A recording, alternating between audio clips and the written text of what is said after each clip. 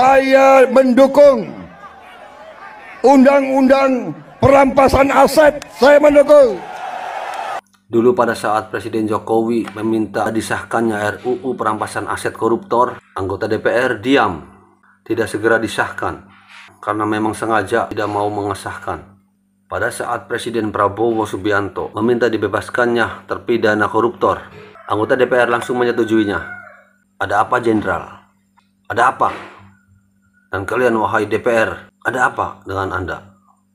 Pak Presiden Prabowo, pada saat Anda memberikan amnesti dan abolisi terhadap terpidana korupsi, dan kemudian DPR RI merestui, ini jelas pengkhianatan terhadap seluruh rakyat Indonesia. Saya mendukung undang-undang perampasan aset. Saya mendukung.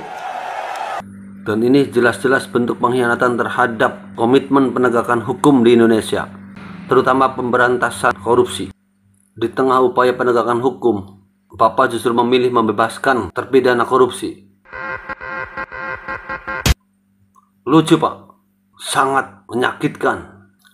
Langkah yang Bapak ambil jelas merusak citra Bapak sendiri sebagai presiden. Bapak adalah presiden yang buruk dan sudah pasti akan melemahkan kepercayaan publik terhadap sistem hukum di Indonesia.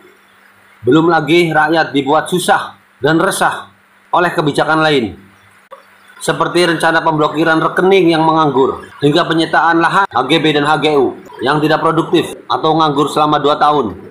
Di media sosial dan di tengah-tengah masyarakat seluruh Indonesia, Bapak menjadi perbincangan buruk.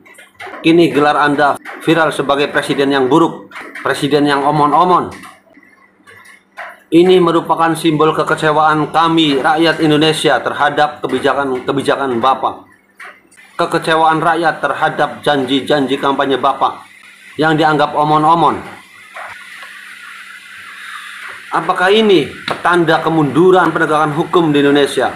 Atau memang ada kompromi politik demi kekuasaan baru? Rakyat hanya bisa bertanya-tanya, mana janji perampasan aset koruptor yang dulu dielu-elukan? Saudara-saudara, dalam rangka juga pemberantasan korupsi, saya mendukung undang-undang perampasan aset. Saya mendukung. Tapi kini Bapak malah memilih untuk membebaskan terpidana korupsi. Sangat mengecewakan rakyat, Pak. Bapak sudah mengkhianati rakyat. Bapak sudah menyakiti hati seluruh rakyat Indonesia. Dan Bapak telah mengkhianati janji-janji Bapak sendiri. Ingat, Pak, janji Anda akan dipertanggungjawabkan di akhirat nanti. Jangan main-main dengan janji, Pak. Apalagi Anda sudah bersumpah kepada seluruh rakyat Indonesia dan telah bersumpah kepada Tuhan. Ingat baik-baik, Pak. Sebelum terlambat, segerakan. Bapak segera mengupayakan untuk merealisasikan janji-janji Bapak dulu. Sehat-sehat selalu, Pak Presiden Prabowo. Panjang umur. Segera realisasikan janji-janji dan sumpah Bapak dulu. Terima kasih. Indonesia Jaya. Saudara-saudara, dalam rangka juga pemberantasan korupsi, saya mendukung undang-undang perampasan aset. Saya mendukung. Bagaimana menurut Anda, saudara-saudaraku?